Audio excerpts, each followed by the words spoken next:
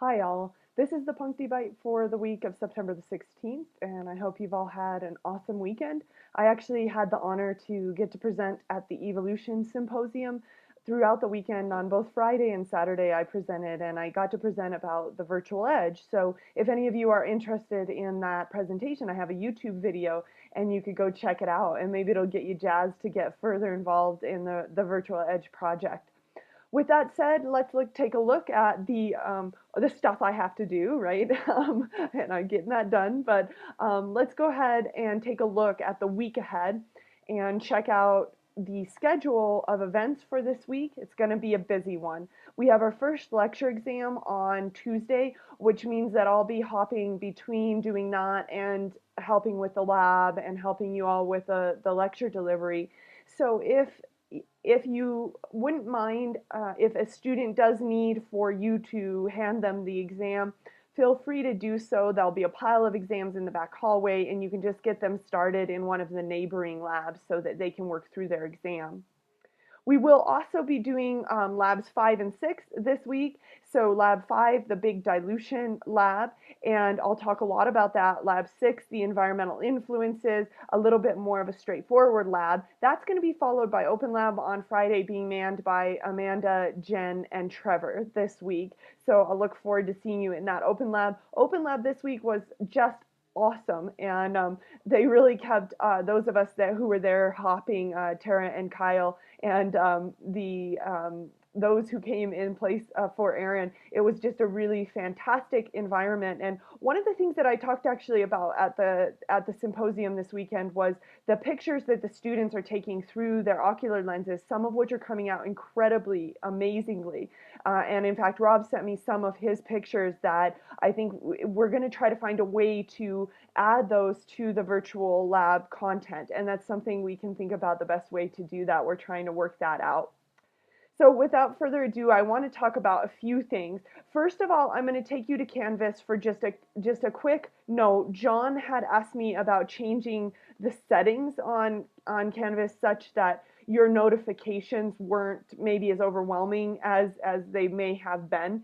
So I just want to show you how you go about changing your own personal notifications. So if you're literally getting an email and a text every 5 minutes when something changes on Canvas, you can go in and personally reset those notifications. So what you want to do is when you get to the course interface, click on your name in the upper right hand section. So you've got those several bars that are up in the upper right, and if you click on your name, then it should pull up your own personal settings.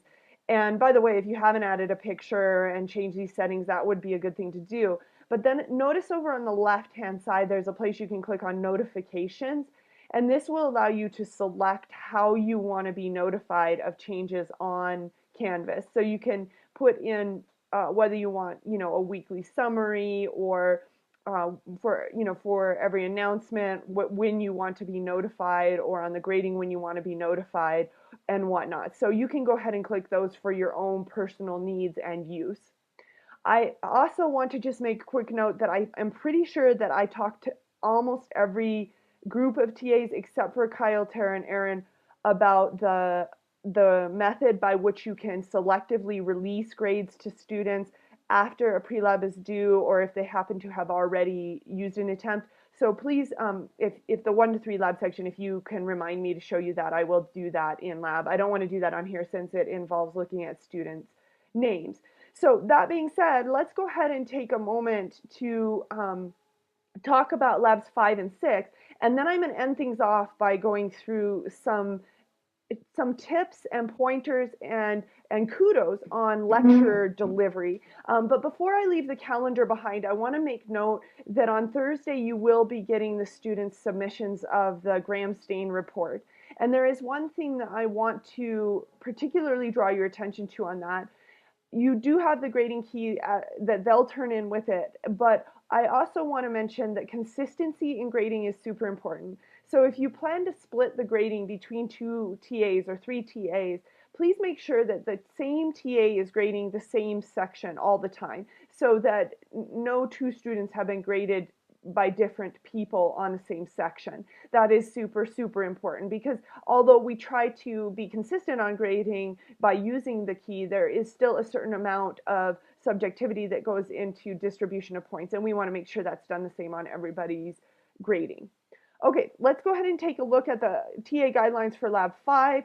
Again, there is a lot of action on this, and on here are some helpful hints for the background on the types of media and the growth needs, for example, the SCHNOPS acronym and whatnot. So if you are giving that portion of the lecture, please do a bang up job on it, because this sets the stage for all that will be done later in the semester. And remember that when their understanding of biochemical tests very much hinges upon their understanding of defined versus undefined, selective versus differential media. So we really need to do a great job of setting the stage for that. So if you're giving that portion of the lecture, please, please do a great job of it, as you always do.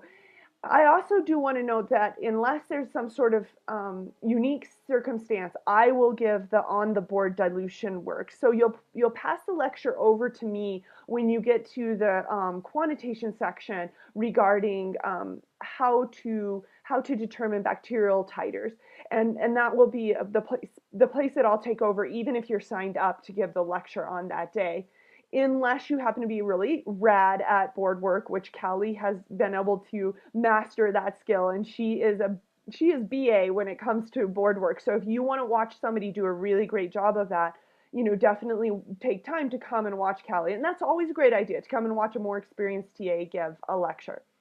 I also want to draw attention to the fact that the dilution problem due date will not be able to be until the Thursday after this coming Thursday. So that's going to be put off a ways, because we have first the gram stain report due this Thursday, then the next Tuesday we have the press release, and then the following Thursday will be the dilution problems. We also want to remind the students that they need to bring stuff for a Winogradsky column. We'll do that during Lab 7. So it's a good time. They can still get mud. Everything's really wet right now, so we might get some really interesting Winogradsky columns. So those of you who are not during Lab 5, who are not doing a lecture, a portion of the lecture, you will want to be ready to demonstrate aseptic technique. And I know that all of you are rad when it comes to aseptic technique. You can all do it, but that's not the same as teaching it. So I want you to be sure to watch Virtual Edge. I want you to go through these TA guidelines. I want to make sure that you're covering how to read the pipette, how to use blue pipette aids for the small pipettes, how to use green for the large pipettes. I want to talk about how to not cut yourself and break a pipette when you're inserting it into the pipette aid. So I want to be certain that you're really, really have studied this process. And I want to give kudos actually to Jesse, who did the demonstration on the smear preparation the other day, and his ability to, this is newly gained ability to really connect with the students and what they're doing while he was demoing it was awesome. So, if you want to watch somebody give a really rad demo, he's been doing a great, great job of that. So I think I'm going to leave Lab 5 behind with the note that there's a lot of information for those of you who will be doing the lecture on this portion. Oh, and I will just say one more thing. We've been doing a poor job of defining what CFUs mean, colony forming units, so I'm going to try to get that written on the board, and we want to make a note of what that does mean. It is a stupid term, because really all it means is cells, because one cell forms a colony, but that's also called CFUs. Let's take just a very brief moment to look at Lab 6, and I'm just going to pull that up here. You are going to be demonstrating the streaking technique. So I want to see some really great streaking going on. So please make sure that you watch the Virtual Edge again on that one, so that you do a great job of demonstrating the T-streak technique. And please let's split the responsibilities up. So if you're demonstrating the T-streak, then maybe this is not a good day to give the lecture. But there is a lot of corresponding material on the lecture as well, and a lot of this is just about the environmental influences. So I'll let you look through Lab 6 on your own for purposes of giving and delivering that lecture. And I'm going to go on now and talk a little bit about lecture delivery, because at this point, most of you, though not all, have delivered a lecture.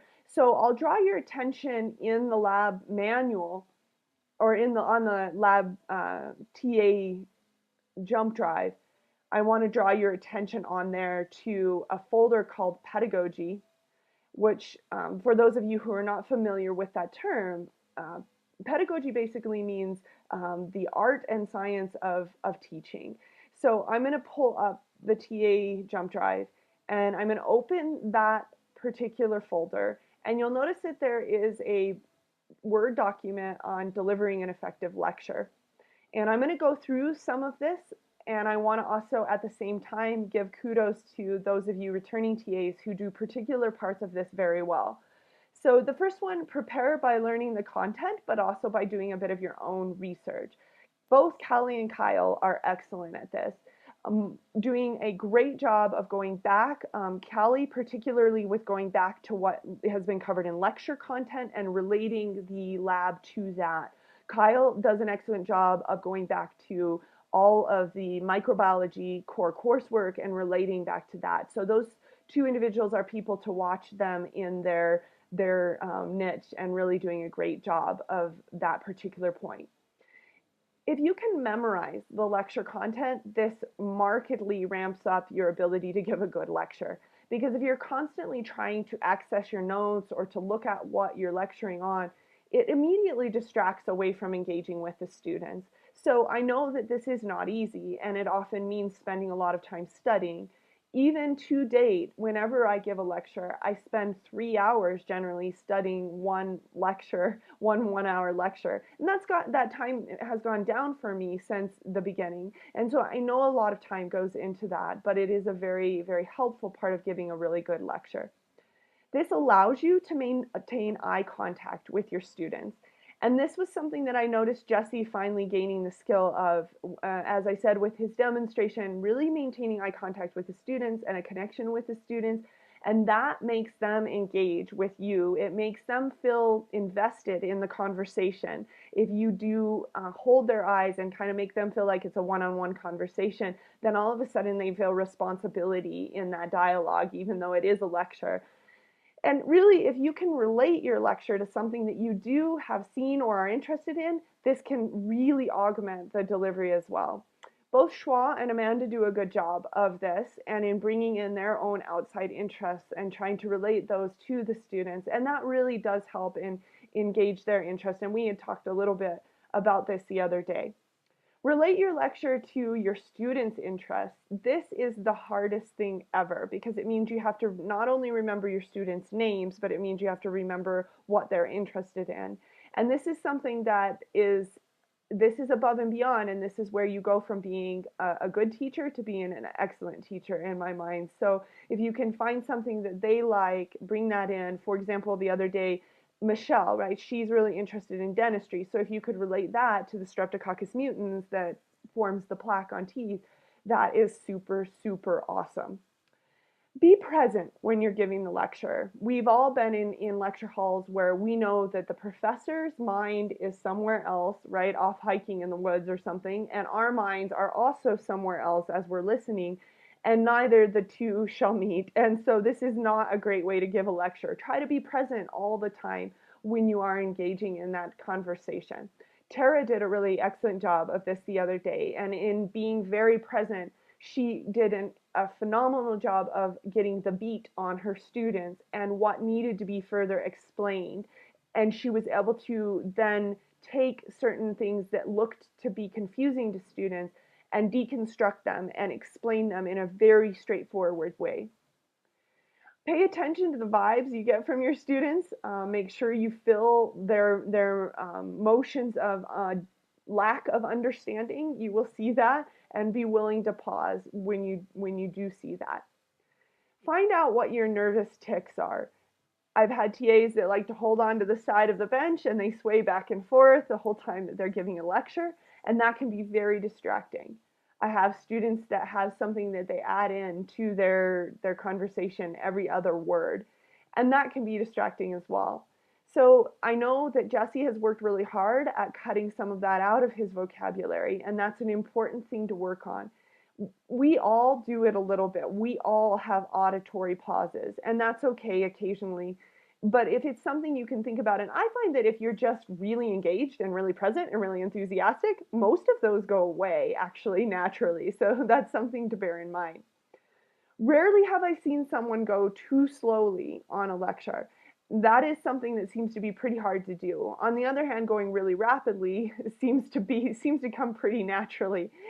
But I will say that the other day, poor Jen actually had to give a lecture with a lot of difficulties. Her overhead broke on her. But one of the things that she was doing very well was being super clear and slowing down and making sure that with each change in topic, she said, okay, here's the question that we're asking, and here is what I'm going to tell you about that question. So she did a great job of that. Study not only the lecture content, but also its flow. It's funny because sometimes I actually end up spending more time studying what slide comes after what, so that I don't have to pause and say, oh yeah, oh right, next I was going to talk about that. And that fluidity and transition is really, really important. Finally, interlace your personality, and this is where Aaron Spurlock gets the prize.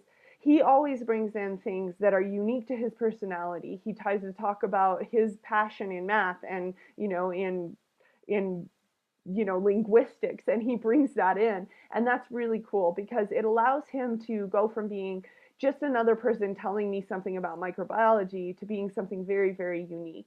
So even if it's ditziness or dryness or things like that, your sense of humor that you bring in, interlacing your personality really brings the students in and engages them quite effectively. So there are so many things that all of you do well, and inevitably I failed to mention something. But I hope I will be able to get to each and every one of you and give you a lot of feedback on your lectures as you do go through them. And I hope that you can think about improving and becoming a more and more effective lecturer all semester long. All right, have a super awesome rest of your Sunday evening.